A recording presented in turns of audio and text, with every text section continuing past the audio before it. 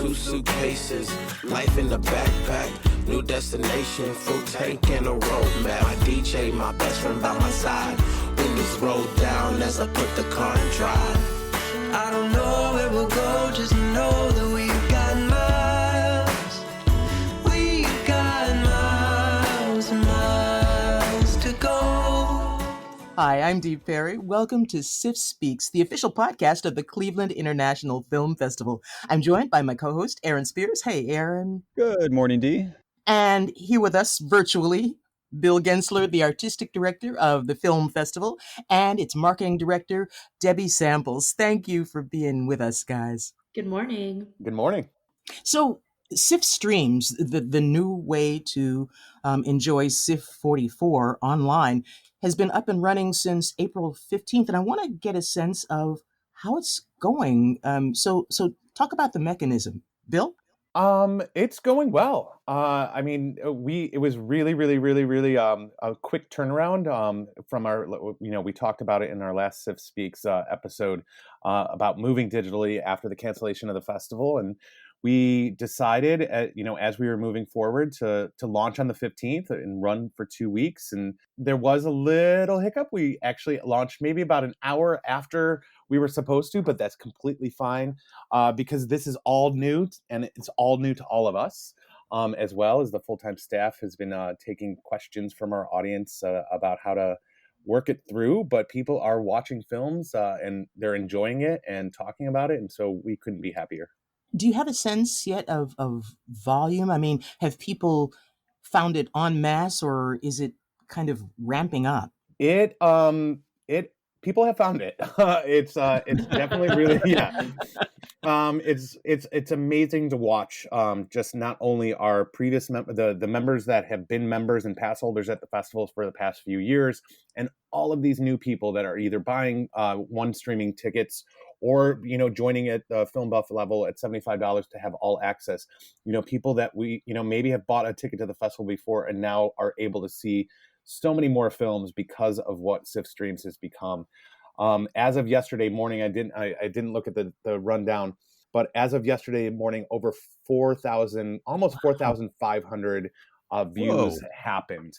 That's shorts and features, but still, the fact that we had that in one day, essentially, is amazing. And I'm just going to go back to what Bill said. It's been so wonderful to watch on social media and watch everybody engage, because just like at the on-site film festival, our longtime festival viewers are sort of helping the newbies out. So what's happening is these people who are buying, a one-off ticket saying, hey, I've never been, then they're posting on social. Our veteran attendees are then like, oh, you've got to check out the shorts programs. You've got to check out. They're just jumping right in to sort of make them feel part of the community, which is just exactly what we want to see. Yeah, I love that idea that the community aspect is still there online, because that's the thing that is a big part of the magic of what the film festival is. Yeah, I mean, that's truly what we were so heartbroken about. And there was many things we were heartbroken about, but one of them was just so sad to us is that community feeling, because so many people use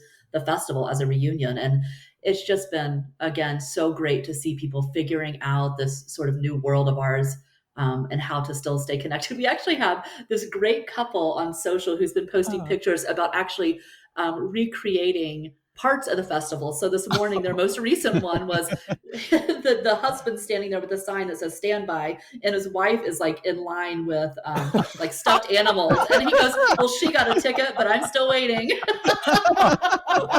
It's been great. Awesome. That is so cute. Now, Aaron, I know you're a huge film festival fan, as am I. So what's been your experience so far?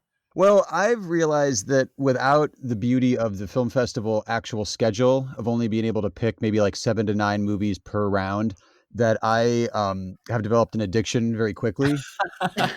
And it's the healthiest binge watching I think I've ever done, because I'm just like, oh, just one more movie. Oh, just one movie. And then you're like, well, now it's 4:30 in the morning. Great. That wasn't an option before. So I do enjoy that aspect of it a lot, but I do kind of miss the concentrated conversations around a handful of films that you've seen that day with everybody.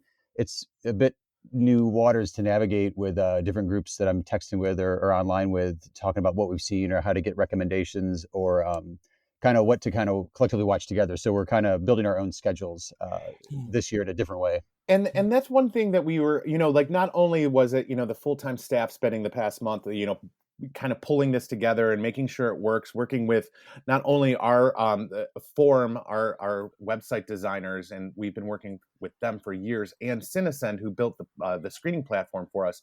That was a lot of work getting it just ready.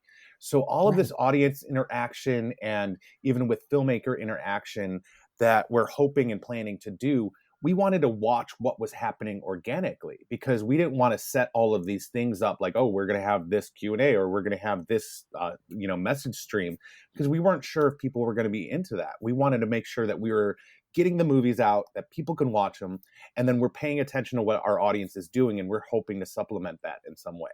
Yeah, I was seeing in the films that I've been watching just what an intricate process this is, getting it all up in a way that's transparent to use, and then adding the trailer so you still have that in-theater experience of doing that. But I'm also wondering, Debbie, how you're getting the word out, how you're making sure that people find out about this. Yeah, so mainly we're using our social platforms at this point. We will start doing email blasts. So during the festival, we'll do daily email blasts.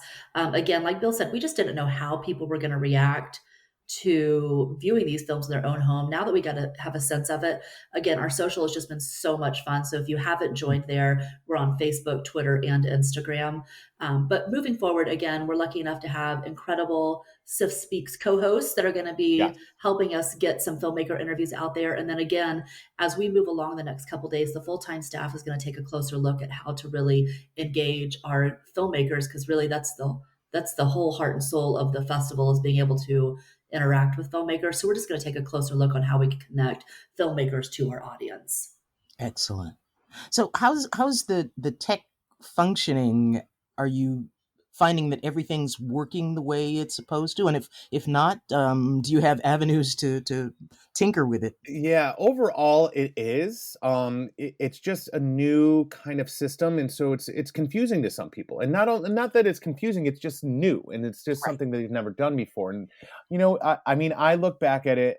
I've been obviously part of the build out since the beginning. But even when I go to the site to try to find something, I'm like, oh wait, how do I do that? And so it's taking people a little bit of time to figure it out, but once they figure it out, it's going really, really well. And, not only do we have the great team at Cinesend really working on all the tech issues, making sure the films are playing and working correctly, the full-time staff has been taking shifts helping out. So we have an online chat between the hours of 11 and 11 from our website. And you can also email streams, that's plural, at clevelandfilm.org.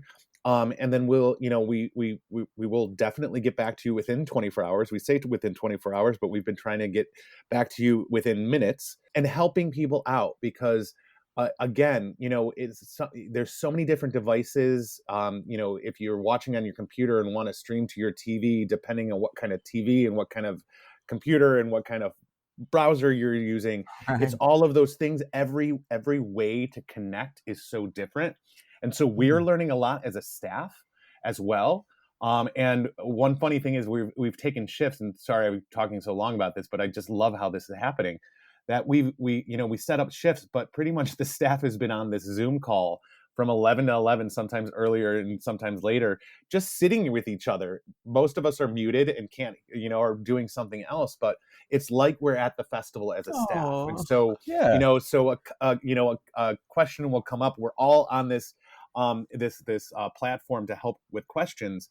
And we see a question come up and we're like, oh, I want to answer that because I know that person, or oh, I answered this question before, so I got this. And then we're walking each other through because I have an Apple TV. I know how to explain to somebody how to connect their Apple TV. Mallory has Chromecast. She's able to explain that. Debbie was walking through connecting her Apple TV on day one. So it's like we're all doing this together. And so in a way that we didn't expect, we kind of created the festival for ourselves as well. I was going to say, the way you were describing it, Bill, it's as a librarian, I was like, oh, you've got the CIFF reference desk up and running. Yeah. Yep. That's funny. I was kind of curious to folks out there listening. It took me, I think, on my fourth film before I knew the lyrics and was singing along with the trailer music this year, which it just personal taste, but like usually over the years, when there's lyrics involved in the trailer, I'm like, oh, I'm going to get sick of this by a certain point in time. But this one, the one this year just has its own kind of magic to it. Maybe it's just me kind of, watching stuff by myself in my basement or not. But I'm like, I'm going to start crying during this trailer at a certain point. No, Aaron, that's been something that's come up time and time again on social is this trailer. We had it in the books and locked and ready to go before the shutdown happened. It just so happens that the message behind it means so much more now that we're all here. And that song, which is by Astronymer and Jewel Big Green, is just so amazing. My 4-year-old daughter, I've watched the trailer so many times. My 4-year-old daughter knows the song and will sing it when she's playing. It's so cute. So Fusion Filmworks, who did the trailer, just knocked it out of the park. And again, Astronymer and Jewel Big Green, the song is just, it couldn't be more perfect. And the song is Miles to Go? Miles to Go. Thank you. Yes. Love it. I've got to say that I've already been watching more films than I would usually have a chance to attend at the festival. And it's such a welcome, I won't say diversion. It's more than that. It's I find myself inspired and uplifted at hours of the day when I would be literally doing nothing but looking out the window and saying, wish I could go somewhere. So, Right. So I've been going somewhere for hours a day for the festival. So I'm really so glad you guys decided to put more work into putting this online. Thank you. Thank you. That's so nice, Dee. Thank you. And I mean, the weather is perfect for a film festival. Just, having snowed and looking at the forecast, and it's supposed to rain, so it couldn't be better for people to sit inside and watch the film festival from their homes. Absolutely. Every once in a while, that Cleveland weather just, lines up just perfect for you. Exactly. Yes. It says stay home. Right. So we'll be keeping you updated, Aaron and I, on CIFF Speaks with filmmakers who have films in the festival and letting folks know how they put their process together. And I'm looking forward to that. So any closing thoughts, Bill and Debbie, about things you want to share with the audience? Just how much we appreciate our audience. Again, it's been so nice for us to provide this space for everybody, but also to watch how each one of you is using it and really making it your own through social posts, by tagging us. It's really just given the full-time staff a real reason to keep this work going and to know that this was the right thing to do. And all of your support through ticket purchases and all access Film Buff memberships.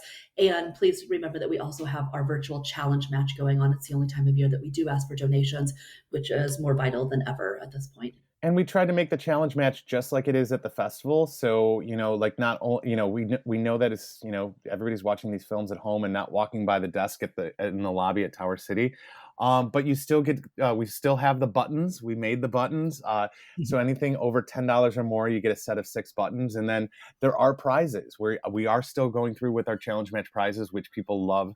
If you're watching films on the CIFF Streams platform, you can click on donate and it will take you to that page, because anything helps, because we just want to make sure that we get through CIFF Streams and we're back at Playoff Square next year. Absolutely. Looking forward to it.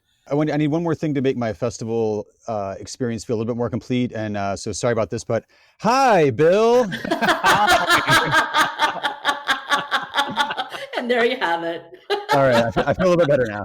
I've already gotten a lot of messages, both on Facebook and like all social and even texts, of people saying, hi, Bill, then taking a picture of their screen, and I see the trailer.